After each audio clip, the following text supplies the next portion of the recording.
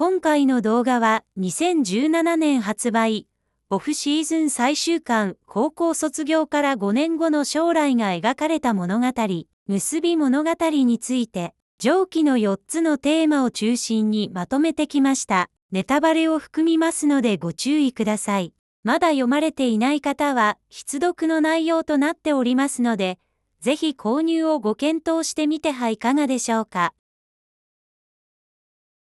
暦は大学卒業後、キャリア組として警察官になります。そして、最初の配属先はガエンさんが試験的に導入した風雪を海異端になる前に取り締まる直江津署の風雪課です。警部補としてキャリアをスタートさせた暦ですが、その同僚は、課の性質上ほとんどが体内に怪異を宿しています。本作で登場したのは、人魚の肉を食べ、不死の半魚人となった周防前科。小学生時に一度亡くなり、その魂を消滅する前に祖父母が掴み、泥に混ぜ込んで練り上げられたゴーレム、木座島のぞみ、人狼の末裔で丸い物体を見ることで、変身が可能な幸先認め、そして風雪化を束ねる怪異を見ることも感じることもできない人間の甲賀つづらであり、新たに登場した個性豊かな同僚たちと共に、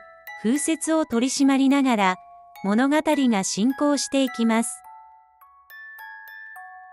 高校卒業から5年間が経過しているため、当然といえば当然ですが、それぞれがそれぞれの進路に進んでいるため、疎遠になってしまい、高校時代のような掛け合いや仲の良さはないという部分に青春の終わりと妙なリアリティを感じます。暦も精神的にも大人になってしまったようで、あの頃のようなセクハラはほとんどしなくなり、誰彼構わず手を差し伸べるということもしなくなってしまいます。特に次に触れる羽川に対しての暦の対応で顕著に現れます。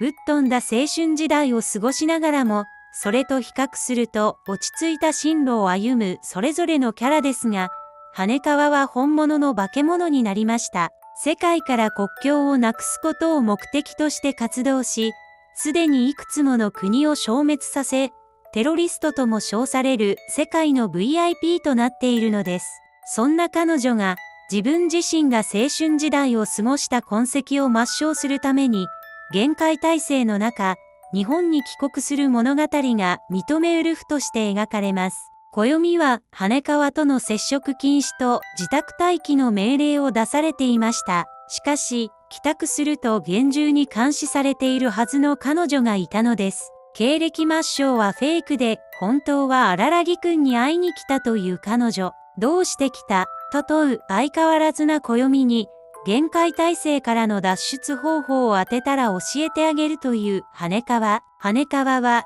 一世界を平和に導くのに疲れた。2、荒木くんをスカウトしに来た。の2通りの理由を提示します。一人で活動していた彼女は、私のバカを、天才を命がけで止めてくれる人はどこにもいなかった。どっちが本当の理由かはもう自分でもわからないと述べます。おそらくは自分の暴走を暦が止めてくれることを期待していた羽川ですが、彼はそれに応えることはなく、彼女の下着上下セットと切断した三つ編みが家からなくなっていたことから、痕跡の抹消がやはり目的で、上司からの彼女はずっとホテルにいたという証言から、脱出トリックに関しては、自分とそっくりの影武者を送り込んだと結論付け、今の僕が今の羽川にとってどうでもいい男で、今の僕は最高に幸せだと感じているようです。高校時代の暦であれば、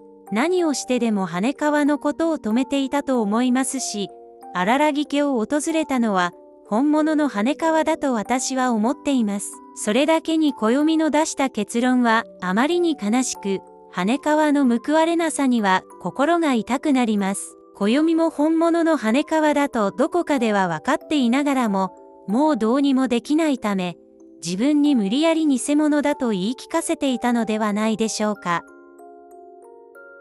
海外の企業で働く下着と暦は、遠距離恋愛を続けていましたが、3度目の破局を迎えてしまいます。しかし、彼女を愛する気持ちは変わっていなかった暦は、海外研修制度への推薦を上司に頼み、下着と一緒に暮らすことを選択します。しかし、帰宅するとなぜか下着が家にいたのです。日本支部の設立案が通り、一緒に暮らせるという彼女